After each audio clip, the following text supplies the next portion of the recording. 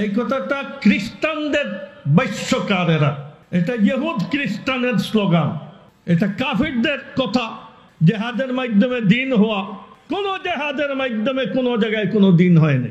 শুধু জুব্বা দাড়ি টুপি লাগাইলেই কেউ বড় মুহাদ্দিস আর ইমানদার হয়ে যায়, এটার কোনো গ্যারান্টি কেউ দিতে পারবেন না। 50 বছর বুখারী পড়ান, এটা গর্ব করে বলার কিছুই নাই যদি আপনার মধ্যে ইমান, ইসলাম, দিন সম্পর্কে পুরা কনসেপ্ট নিয়ে আপনি মৃত্যুবরণ করতে না পারেন। এক পয়সা মূল্য আল্লাহ তাআলার কাছে নাই। মসজিদে হারামের খতিব ছিল, সে এখন যে মানে বিভিন্ন কনসার্টে অংশগ্রহণ করে। জিহাদের মাধ্যমে দিন কায়েম হওয়া, এটা কাফেরদের কথা। এই বক্তব্যটি কতটুকু শরীয়ত সম্মত? আমরা গত কয়েকদিন ধরে সোশ্যাল মিডিয়ায় দেখতে পেয়েছি একজন আলেমে দিন, তিনি এ বিষয়ে কথা বলেছেন যে জেহাদের মাধ্যমে দিন কায়েম করার বিষয়টি যারা বলেন বা যারা বিশ্বাস করেন, এটা কোনো ইমানদারের কথা নয়, এটা কাফেরদের কথা। আসলে মানুষের কথা বলার যেই লেগাম টেনা দরকার, আমি পরবর্তী আলোচনাটাই করব, এটা আমাদের অনেকেই করি না। এটা আলেম ওলামা বলেন, সাধারণ মানুষ বলেন, আমরা মনে করি আমাদের বলার যোগ্যতা আছে, বলে যাই। আর একটা নতুন কিছু না বললে পাবলিকলি আপনার জনপ্রিয়তা পাওয়া বা পরিচিতি পাওয়াটাও হয়ে ওঠে না। সেই দিক থেকে বললেন কিনা জানি না যে রাসূলুল্লাহ সাল্লাল্লাহু আলাইহি ওয়াসাল্লাম দিন কায়েমের জন্যই, একামতে দিনের জন্যই পুরো জীবনটাই জিহাদের মধ্যে কাটিয়েছেন। টোটাল লাইফ রাসূলুল্লাহ সাল্লাল্লাহু আলাইহি ওয়াসাল্লাম জিহাদের মধ্যে ছিল। এটা গত জুমাবারে না এর আগের জুমাবারে আপনাদেরকে বলেছি যে মুমিন তার জীবনের প্রতিটি মুহূর্তেই জিহাদের মধ্যে কাটায়। আর এই জিহাদের চূড়ান্ত অবস্থা তৈরি হয় যখন রাষ্ট্রীয়ভাবে রাষ্ট্রের সুরক্ষার জন্য অথবা একামতে দিনের জন্য রাষ্ট্রের পক্ষ থেকে সশস্ত্র সংগ্রামের মধ্য দিয়ে এটার চূড়ান্ত পরিসমাপ্তি ঘটে। সুতরাং জিহাদের মাধ্যমে দিন কায়েম না হলে কিসের মাধ্যমে হবে, এটাই হলো এখন প্রশ্ন। দিন কায়েমের মাধ্যমেই হলো জিহাদ। আপনি যাই করেন না কেন সেটাই জিহাদ। জিহাদ শব্দের অর্থই হলো প্রাণান্তকর চেষ্টা করা, যেই চেষ্টার পরে আর কোনো চেষ্টা নাই, জীবন দিয়ে চেষ্টা করা, এটা নাম হলো জিহাদ। সেটা হইতে পারে লেখনির মাধ্যমে, বক্তব্যের মাধ্যমে, মিছিলের মাধ্যমে, মিটিংয়ের মাধ্যমে, গণসচেতনতার মাধ্যমে। এটা আপনি এই জিহাদ চালিয়ে যাবেন, এটা আপনার ইমানের দায়িত্ব। আপনি যদি জিহাদকে এভাবে অস্বীকার করেন আর এটা কাফেরদের কথা বলেন, তাহলে মুসলমানদের কথা কোনটি? এটি হলো মানুষদেরকে দিন থেকে, ইমান থেকে ইনহেরাফ করা, ফিরিয়ে দেওয়া, মুখ ফিরিয়ে রাখার একটি মাধ্যম, এবং এভাবে মানুষদেরকে দিন থেকে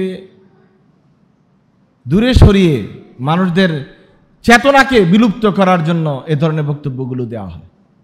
আপনারা দেখেছেন এই ধরনের বক্তব্যগুলো যে সমস্ত আলেম ওলামারা দেন, তারা কারো না কারো লেজুর ভিত্তি করে, কোনো না কোনো দলের লেজুর ভিত্তি করে, কাউকে খুশি করার জন্য কথা বলে, আল্লাহ এবং তার রাসূলকে খুশি করার জন্য কথা বলে না। আল্লাহ এবং তার রাসূলকে খুশি করার জন্য কথা বললে আপনাকে এটাই বলতে হবে যে একজন ইমানদার তার পুরা জীবনেই হলো জিহাদ ফি সাবিলিল্লাহ উৎসর্গিত। যখন যে জিহাদের প্রয়োজন হয় তখন সেই জিহাদে সে লেগে যায়। এখান থেকে জীবনকে আলাদা করার কোনো সুযোগ নেই। জীবন থেকে দিনকে, দিন থেকে জীবনকে আলাদা করার কোনো সুযোগ নেই। এই বক্তব্যটি যিনি দিয়েছেন তিনি অতিরিক্ত বলেছেন। আল্লাহ তাআলা তাকে হেদায়েত দান করুক, আমরা সবাই বলি আমিন।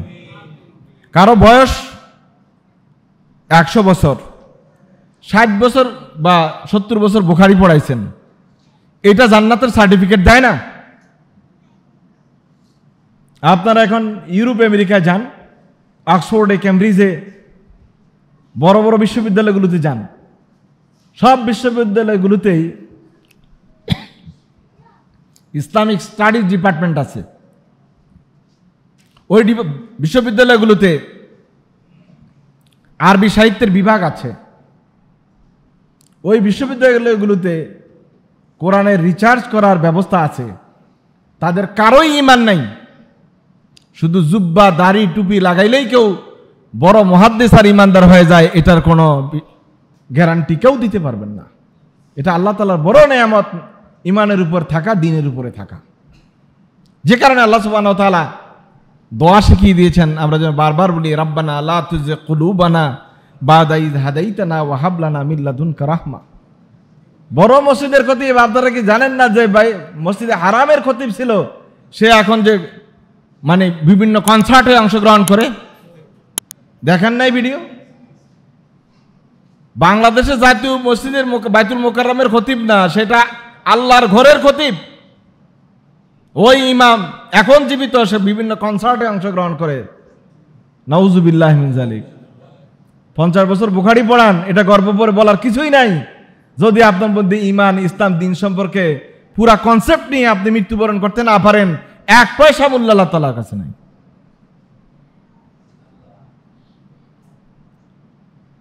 ইমান ইসলামের খেদমত আল্লাহ তাআলা নানাভাবে করেন, অমুসলিমদেরকে দিয়েও করান। হাদিস সহিহ বুখারীতে আল্লাহ রাসূল বলেন, ইন্নাল্লাহা ইউআইয়িদুদ-দীনা বির-রাজুলিল ফাজির। অন্যায়চারী, পাপাচারীদেরকে দিয়েও আল্লাহ তাআলা দ্বীনের খেদমত দেন। এমনকি বেঈমান কাফেরদেরকে দিয়েও আল্লাহ তাআলা ইমানের, ইসলামের খেদমত করান। আমি হাদিস 50 বছর পড়াই, এটা গর্বের কিছুই নাই। 100 বছর পড়াই, কোনো গর্বের কিছু নাই। আমার বুখারীর হাফেজ, গর্বের কিছুই নাই যদি আল্লাহ তাআলা আমার নসিবে ইমান না রাখে। কোরআনে কারীমের মুফারহাস আছে, ইন্ডেক্স আছে। যদি একটা শব্দ বললেই আপনি কোরআন থেকে এই শব্দটা কোরআনের কোন সূরায় কত নম্বর আয়াতে আছে, এটা নিমিষেই বের করে ফেলা যায়। এই ইন্ডেক্সটা প্রথম যারা বের করেছে তারা খ্রিস্টান। এখন যেটা বাজারে আছে এটা ফুয়াদ আব্দুল বাকির লেখা, কিন্তু এটার মূল কাজটা শুরু করেছিল খ্রিস্টানেরা। আপনারা হয়তো জানেন না যে ঠিক এরকম একটা কিতাব আছে, ইন্ডেক্স অফ হাদিস। এটা 12 খণ্ডে করা, আমার সংগ্রহে আছে। 12 খণ্ডে করা। এটা মোট 8 জন খ্রিস্টান মিলে এই কাজটি করেছে। এখানে একজন মুসলমান নাই। তাহলে সিয়াসিত্তা থেকে শুরু করে মুয়াত্তা ইমাম মালিক, মাসনাদে আহমদ ইবনে হাম্বল, ইবনে হিব্বান, ওই সমস্ত হাদিসগুলোকে একত্রিত করে 12 খণ্ডে এটা করে দিয়েছে। হাদিসের একটা শব্দ বা 2টা শব্দ বললেই এখান থেকে বের করে ফেলা যায় হাদিসটা কোন কিতাবের কত পৃষ্ঠায় কত নম্বর অধ্যায়ে আছে। যারা করেছেন তারা কিন্তু কেউ মুসলমান না। সুতরাং এটা গর্ব করার কিছু নাই। আমি 40 বছর 50 বছর হাদিস পড়াই। আপনার চেয়ে বড় হাদিস জানা লোক, মুহাদ্দিস, আপনাকে 1000 বার পড়াইতে পারবে, এরা কিন্তু মুসলমানই না। সুতরাং বুজুর্গি হলো এটার মধ্যে যতক্ষণ সুন্নতের উপর থাকেন, বুজুর্গি হলো এটার মধ্যে যতক্ষণ আপনি সুন্নতের উপর থাকেন আর মৌতটা আল্লাহ তাআলা ইমানের উপর কবুল করেন, এটার মধ্যে হলো বুজুর্গি। পোশাকের মধ্যেও না, ডিগ্রির মধ্যেও না, বুখারী মুসলিম ফরানের মধ্যেও না, কোনো কিছুর মধ্যেও না। কিয়ামতের মাঠে অনেক আলেম ওলামাদেরকে দেখবেন আগে দল বেঁধে, কোমরে রশি বেঁধে, হয়তো অনেকের আগেই জাহান্নামে টেনে নিয়ে যাওয়া হচ্ছে। এটা আপনাদের চোখের সামনেই। তখন আপনারাই বলবেন কার কথা শুনলাম, কে জাহান্নামে যায়, কি পুরা এলো পাথারি কাজ, দেখলাম কি, হইলো কি, বললাম কি, করলো কি, কোনো কিছুর সাথে কোনো কিছুর মিল নেই। এটাই স্বাভাবিক। সুতরাং এই ধরনের বক্তব্য আল্লাহ তাআলা, এসব ধরনের বক্তব্য, দিন বিরোধী বক্তব্য দেওয়া থেকে আল্লাহ তাআলা আমাদেরকে হেফাজত করুক। আমরা সবাই বলি আমিন।